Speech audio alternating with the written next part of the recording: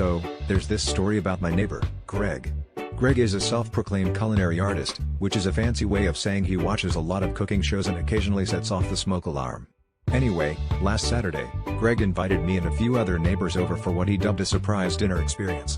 Now, Greg is known for his eccentricity, so naturally, we were both excited and terrified. I mean, this is the guy who once served spaghetti topped with cotton candy, claiming it was avant-garde. But hey, free food is free food, right?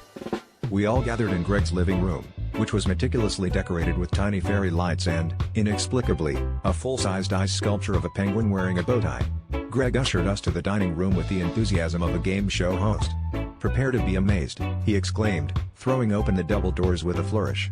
The table was set with elegant white plates and gleaming silverware, but the centerpiece was what caught our attention, a series of intricate sculptures made entirely of cheese.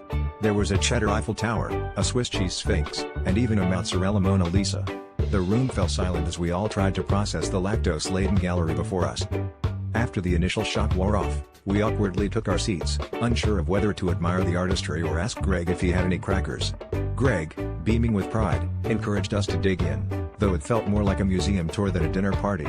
We tentatively nibbled at the sculptures, careful not to disrupt the cheese masterpieces too much, but it quickly became clear that our stomachs would not be satisfied by mere nibbles of dairy art. As the night wore on, we found ourselves in the peculiar position of both appreciating Greg's creativity and quietly yearning for a slice of pizza. Finally, as the evening drew to a close and we were all still somewhat hungry, Greg stood up to give what he called a closing statement. With a dramatic pause, he declared, "Ladies and gentlemen, remember, life is good, but sometimes you just need a little more substance." The room erupted in laughter, partly from the pun, but mostly from relief that we could now politely excuse ourselves and head for the nearest burger joint.